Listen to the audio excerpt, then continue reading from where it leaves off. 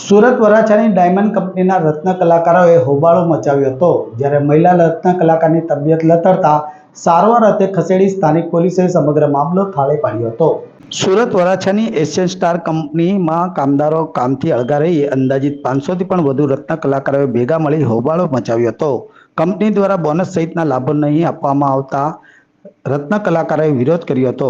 કંપનીએ 15% પગાર કાપની વાત કરતા રત્ન કલાકારોમાં રોષની લાગણી ફેલાઈ ગઈ હતી.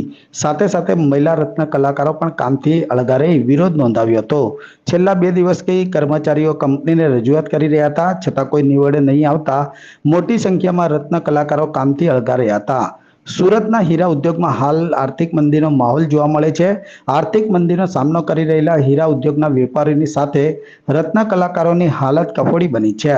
વરાછાની એશિયન સ્ટાર ડાયમંડ કંપનીના રત્ન કલાકારોને પોલીસની લાખ સમજાવટ બાદ પણ કર્મચારીઓનો રોષ યથાવત રહ્યો હતો.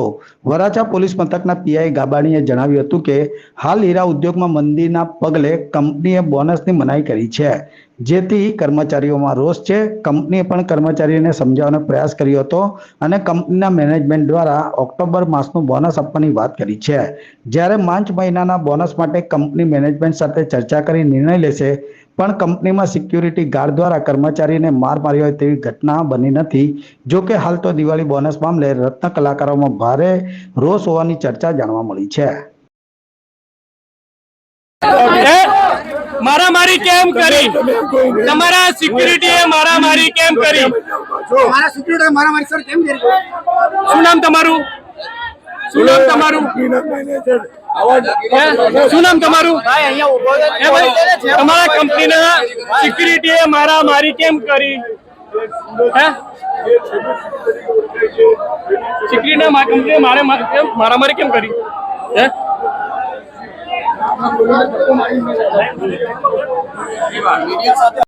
આ કામે હકીકત એવી છે કે વરાછા વિસ્તારમાં એશિયન સ્ટાર કરીને કંપની છે હીરાની.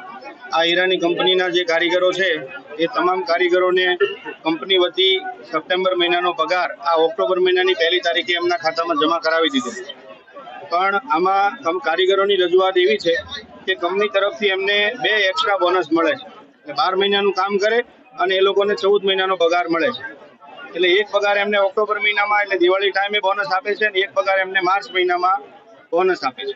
એટલે અત્યારે કંપનીમાં મંદીનો જે માહોલ છે એ પ્રમાણે કંપની તરફથી કારીગરોને એવું કહેવામાં આવ્યું છે કે ઓક્ટોબર મહિનાનું જે દિવાળીનું બોનસ છે એ કંપની આપવા તૈયાર છે. એટલે 12 ને 13 મહિનાનો પગાર આપવા તૈયાર છે. પણ માર્ચ મહિનાનો જે પગાર છે એ માર્ચ મહિનાના પગાર બાબતે કંપની એમના મેનેજમેન્ટ સાથે વાત કરી રહી છે અને જે કંઈ બેસ્ટ સોલ્યુશન આવશે એ પ્રમાણે કંપની કરવા માટે તૈયાર છે. આવું તમામ જે કારીગરો છે એમને કહેવામાં આવેલું છે. તેમ છતાં કારીગરો એ એમની વાત પર અડગ રહેલા છે અને કારીગરો જે છે એમને 14 મહિનાનો પગાર એમને જોઈએ છે એવી એમની રજૂઆત છે. એટલે એ બાબતે કારીગરોએ આજે અહીંયા નીચે ઉતરીને એમની રજૂઆત કરી રહ્યા છે.